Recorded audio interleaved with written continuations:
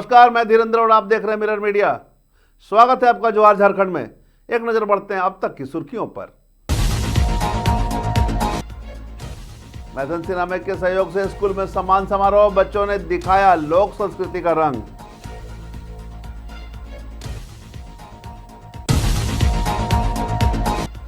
धनबाद में नगर निगम चुनाव की उल्टी गिनती शुरू, प्रशासन पूरी तरह तैयार।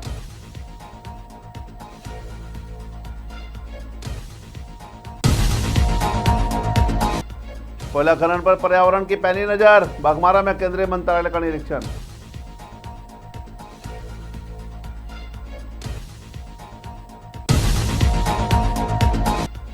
जी राम जी से गरीब होंगे मजबूत, बाबूलाल ने कहा, विपक्ष में मची खलबली।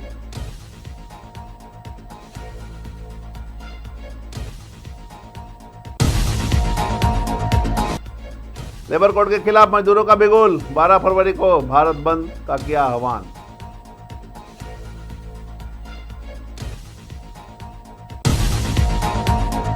और अब खबरें विस्तार से। धनबाद के निरसा प्रखंड अंतर्गत डूमरकुंडा उत्तर पंचायत स्थित उत्क्रमित मध्य विद्यालय बावतीडी में शिक्षा और संस्कृति का सुंदर संगम देखने को मिला। मैथन सिरामिक लिमिटेड के CSR मद से विद्यालय में एक सम्मान समारोह का आयोजन किया गया। कार्यक्रम में कंपनी की मालकिन ऋतिक अग्रवाल मुख्य अतिथि के रूप में मौजूद रही। कार्यक्रम की शुरुआत छात्राओं द्वारा स्वागत गीत से हुआ, जिसके बाद अतिथियों का पारंपरिक ढंग से स्वागत किया गया। बच्चों और अभिभावकों ने रंगारंग सांस्कृतिक कार्यक्रमों और पारंपरिक लोक नृत्य की प्रस्तुति देकर सभी का मन मोह लिया। मैथन सिरामिक द्वारा विद्यालय भवन के जीर्णोद्धार को लेकर ग्रामीणों और अभिभावकों ने कंपनी की सराहना की। मौके पर ऋतिका अग्रवाल ने कहा कि कंपनी का उद्देश्य सरकारी स्कूलों में भी निजी स्कूलों जैसी सुविधाएं उपलब्ध कराना है, ताकि बच्चों का भविष्य बेहतर बन सके। कार्यक्रम के अंत में उन्होंने स्मृति चिन्ह देकर सम्मानित किया गया। धनबाद में नगर निगम चुनाव को लेकर प्रशासनिक तैयारियां पूरी अंतिम चरण में पहुंच चुकी है। राज्य निर्वाचन आयोग के निर्देश के अनुसार जिले में चुनाव की पूरी रूपरेखा तैयार कर ली गई है। इसी को लेकर DDC सन्नी राज ने धनबाद में प्रेस वार्ता कर बताया कि चुनाव से जुड़ी तमाम जानकारियां के संबंध में जिले के सभी नगर निकाय क्षेत्रों में निर्वाचन पदाधिकारियों की नियुक्ति कर दी गई है और चुनाव की प्रक्रिया लगभग पूरी हो चुकी है। उन्होंने खर्च की सीमा की जानकारी देते हुए बताया कि नगर निगम मेयर पद के उम्मीदवार अधिकतम 25 लाख रुपए तक खर्च कर सकेंगे। वहीं नगर निगम वार्ड पार्षद के लिए सीमा 5 लाख रुपए तय की गई है। इसके अलावा नगर परिषद अध्यक्ष के लिए 6 लाख रुपए और वार्ड पार्षद के लिए 1,50,000 रुपए की खर्च की सीमा निर्धारित की गई है। DDC ने बताया कि धनबाद नगर निगम क्षेत्र में कुल 55 वार्ड हैं, जहां कुल मतदाताओं की संख्या 8,97,936 है, जिसमें 4,71,279 पुरुष हैं, जबकि 4,26,124 महिला मतदाता शामिल हैं। मतदान के लिए 974 मतदान केंद्र बनाए गए हैं, जो 471 भवन में स्थित होंगे। वहीं सिटी SP ऋत्विक श्रीवास्तव ने कहा कि चुनाव को शांतिपूर्ण निष्पक्ष कराने के लिए सभी मतदान केंद्रों पर पर्याप्त पुलिस बल की तैनाती की जाएगी और पुलिस प्रशासन पूरी तरह सतर्क है। लागू होने के उपरांत की जो SOP के अकॉर्डिंग हम लोग को MCC का गाइडलाइंस फॉलो करना है, जहाँ कहाँ पर डिफ्रेशमेंट करना है, फिर जो फ्लाइंग स्पॉट का निर्माण करना है, स्टैटिक सर्विलांस का करना है, फिर MCC की अपनी कोषांग बनी हुई है। जो 13 कोषांग में मैंने आपको बताया, उसमें आदर्श आचार संहिता के कोषांग भी बने हुए हैं।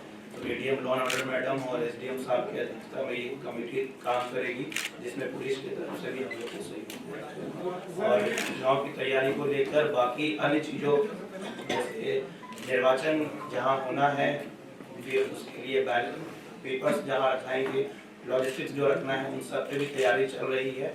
और जो नॉमिनेशन जहाँ होगा उनका हम लोग का भी चयन कर लिया गया है। और जो सामान खरीदना है, जो निर्वाचन के सामान खरीदे जाएंगे, उसकी प्रक्रिया पूरी कर ली गई है। और बस इंतजार है कि हम लोग डे पर डे इसका शेड्यूल है, सभी को मालूम है कि किस दिन क्या करना है, हम सबको मालूम है। अब इसी पे हम लोग पूरा काम। बोकारो में नशे में वाहन चलाने की एक और खौफनाक तस्वीर सामने आई है, जहां एक ट्रेलर चालक ने सड़क को मौत का रास्ता बना दिया। पिंडराछोड़ा थाना क्षेत्र के धनबाद पुरुलिया मुख्य मार्ग पर नशे की हालत में ट्रेलर चालक ने एक के बाद एक 3 ऑटो, एक बाइक सवार और एक मोटरसाइकिल सवार को जोरदार टक्कर मार दी। यह हादसा कुरा संथालडी, काजू बगान और काशी झरिया इलाके में हुआ है। हादसे में कुल 13 लोग घायल हुए, जिनमें से एक व्यक्ति की मौत हो गई, जबकि 6 लोगों को हालत चिंताजनक बताई जा रही है। मृतक की पहचान पश्चिम बंगाल निवासी सुरेश महतो के रूप में हुई है, जिनकी सदर अस्पताल बोकारो में इलाज के दौरान मौत हो गई। सभी घायलों को सदर अस्पताल बोकारो में भर्ती कराया गया, जहां गंभीर रूप से घायल 6 लोगों को धनबाद रेफर किया गया है। पुलिस ने ट्रेलर चालक को हिरासत में लेकर मामले की जांच शुरू कर दी। ये आपका काशी झरिया के पास सूचना मिला कि काशी झरिया के पास एक्सीडेंट हो गया है। एक ट्रेलर मोटरसाइकिल चालक को मार के भाग रहा है। उस सूचना में हम लोग पहुंचे वहाँ, और जख्मी हालत में जो लोग मिले उन्हें हम आनंद फानंद में लेकर सदर अस्पताल लाए, जिनका इलाज चल रहा है। कितने लोग घायल हैं? अभी मेरे नज़र में 11 लोगों का इलाज चल रहा है, जिसमें कुछ देर पहले ही डॉक्टर साहब ने एक मृत घोषित किया है।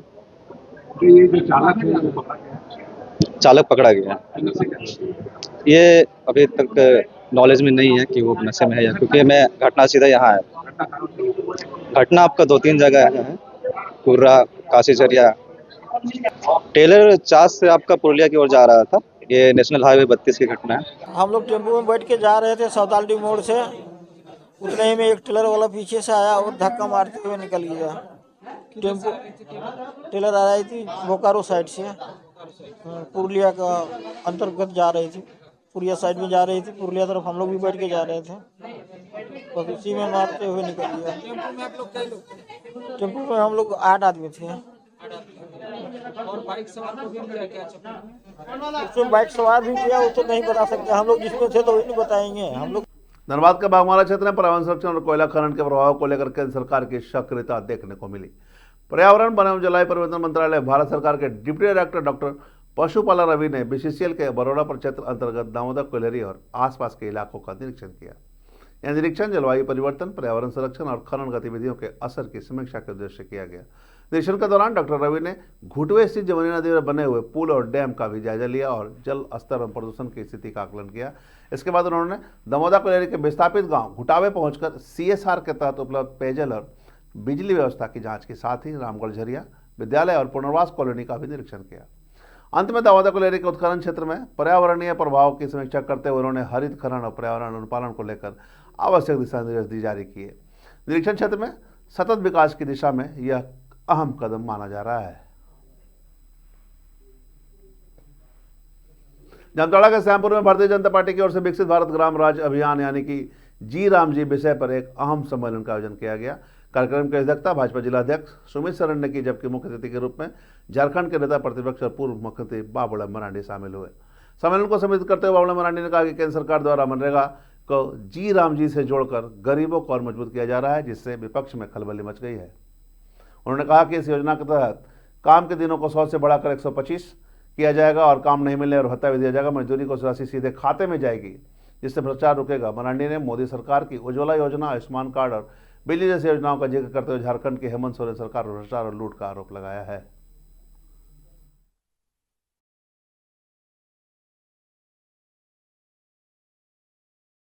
राज्य सरकार का काम है।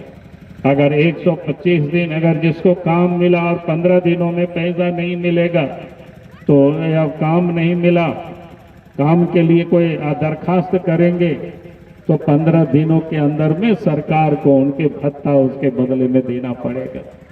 तो आज इसलिए कांग्रेस पार्टी को समस्या हो रही है, इसलिए उनको परेशानी हो रही है। और इसीलिए मैं आज आप सब लोगों से यही कहूंगा कि आज इस देश के प्रधानमंत्री नरेंद्र मोदी जी है गांव के विकास के बारे में सोचते।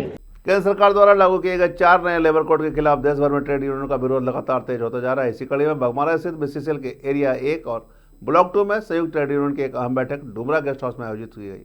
बैठक में 12 फरवरी को प्रस्तावित देशव्यापी भारत बंद को पूरी तरह सफल बनाने को निर्णय लिया गया। यूनियन ने ऐलान किया कि इस दिन एरिया 1 और ब्लॉक 2 में पूर्ण चक्का जाम रहेगा, जिससे कोयला उत्पादन और समेत गतिविधि पूरी तरह ठप रहेगी। ट्रेड यूनियन नेताओं का कहना है कि नए लेबर कोड मजदूरों के अधिकारों, नौकरी की सुरक्षा, हड़ताल के अधिकार और सामाजिक सुरक्षा पर सीधा हमला है। बैठक में जेएमएस, यूनाइटेड कोल वर्कर्स यूनियन, राष्ट्रीय कोयलेरी मजदूर यूनियन, किसान इस्पात मजदूर पंचायत समेत कई संगठन के नेता मौजूद रहे। संघर्ष के लिए बैठे हुए हैं। ये संयुक्त मोर्चा जो है, माननीय प्रधानमंत्री का जो मजदूर विरोधी, किसान विरोधी नीति, आप सब पत्रकार हैं, बुद्धिजीवी हैं, मालूम है कि ये कोयलेरी नेशनलाइज कौन किया था? एक प्रधानमंत्री स्वर्गीय इंदिरा गांधी। और डीनेशनलाइज कौन कर रहे हैं? बड़े अच्छे दिन लाने वाले प्रधानमंत्री मोदी जी। ये 29 जो लेबर का कानून था उसे घटा करके 4 पर लाया है। और चारों लेबर कानून ये मजदूर विरोधी कानून है। संगठन विरोधी कानून है और इससे प्रभावित ना सिर्फ मजदूर हो रहा है, ना सिर्फ संगठित मजदूर हो रहा है और संगठित भी हो रहा है, किसान भी हो रहे हैं, गांव के लोग भी हो रहे हैं। इसलिए हम केंद्र संयुक्त मोर्चा के आदेश पर 12 फरवरी को जो राष्ट्रव्यापी हड़ताल होने जा रहा है उसकी पूरी तैयारी ये संयुक्त मोर्चा बड़ौदा क्षेत्र ब्लॉक 2 क्षेत्र के तमाम संगठन के बड़े साथी, सभी ब्रांच शाखा के अध्यक्ष, सचिव, सक्रिय साथी उपस्थित हुए हैं और ये संकल्प लेने के लिए आए हैं कि 12 फरवरी एक ऐतिहासिक फरवरी होगा। संयुक्त मोर्चा की एक आपात बैठक आयोजित की गई है जिसमें पूरा बड़ौदा एरिया और ब्लॉक 2 एरिया दोनों क्षेत्र के बीसीसीएल कोयला मजदूरों के प्रतिनिधिगण उपस्थित हुए हैं और आज की बैठक का मूल उद्देश्य यही है कि केंद्र सरकार ने जो पूर्व में 44 लेबर कानून बना था उस 44 लेबर कानून को बदल करके 4 लेबर कोड में लाया है।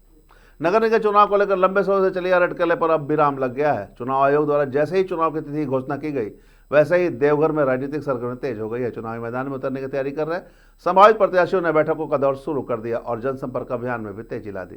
चुनाव तिथि घोषणा के साथ ही नगर निकाय क्षेत्र में गली मोहल्लों से लेकर चौक चौराहों तक चुनावी चर्चाएं शुरू हो गई। इस बार चुनाव में विकास, साफ सफाई, जलापूर्ति, सड़क, स्ट्रीट लाइट और भ्रष्टाचार जैसे मुद्दे प्रमुखता से उठे रहे। इस बीच संभावित प्रत्याशी रवि केसरी ने कहा कि अगर जनता ने उन्हें मौका दिया तो निस्वार्थ भाव से जनसेवा करेंगे और नगर निगम चुनाव में व्याप्त भ्रष्टाचार को समाप्त करने का प्रयास करेंगे। वहीं प्रशासन भी आदर्श आचार संहिता लागू होने के बाद शांतिपूर्ण, निष्पक्ष और पारदर्शी चुनाव कराने की तैयारी में जुट गई है। अब देखना होगा जनता किसे अपना जनप्रतिनिधि चुनती है।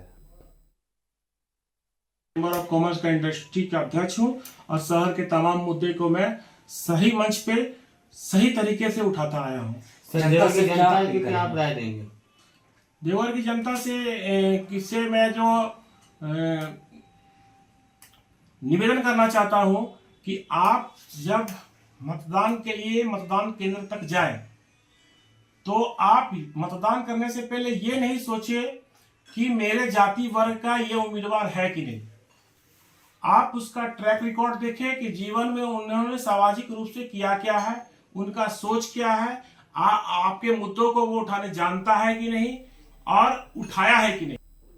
नगर निगम चुनाव को लेकर लंबे समय से चल रहे अटकलों पर अब पूरी तरह विराम लग गया है। जैसे ही चुनाव आयोग ने तिथि की घोषणा की, राजनीतिक गतिविधियां तेज हो गई। चुनावी मैदान में उतरने की तैयारी कर रहे प्रत्याशियों ने अब अपनी रणनीति बनानी शुरू कर दी और जनसंपर्क अभियान में जुट गए।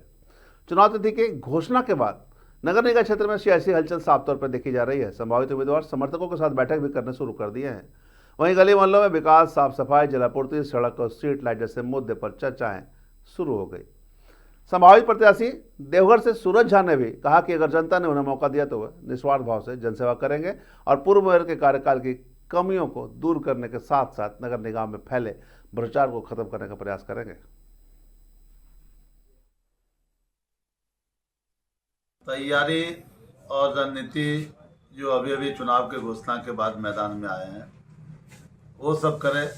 हम तो जनता के बीच में 15 सालों से सेवा कर रहे हैं और उसी का मैं मजदूरी मांगने जनता के बीच आ रहा हूं। और पूरे देवघर नगर निगम के 36 वार्ड में मेरे चाहने वाले लोगों में एक तरह से उत्साह है और वो लोग इस बार मुझे वोट देकर विजय बनाएंगे, ये मुझे पूरी उम्मीद है। जनता के बीच सर जा रहे हैं, दौरा कर रहे हैं, क्या कुछ लगता है, क्या क्या चीज़ें निकल के सामने आ रही है? देखिए, जनता के सामने तो 36 वार्ड में निगम का जो काम होना था नहीं के बराबर है।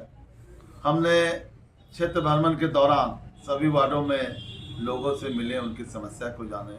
सबसे बुरा हाल है 44 गांव जिसको निगम में ले लिया गया है, ना उसको निगम का लाभ मिल पा रहा है, ना पंचायत का लाभ मिल पा रहा है। आवास योजना का भी बुरा हाल है। सारे लाभुकों से लोग पैसा ले लिए हैं। हर आवास पर 25,000 की भी शिकायत आई है। मैं किसी का नाम नहीं कहना चाहता हूं, लेकिन मैं जब क्षेत्र में जाता हूं तो तरह तरह की समस्या जनता के बीच है। नाली की है, लाइट की है, पानी। और जो आज झारखंड में अब तक बस इतना ही। देश और दुनिया की तमाम खबरों के लिए बने रहे मिरर मीडिया के साथ।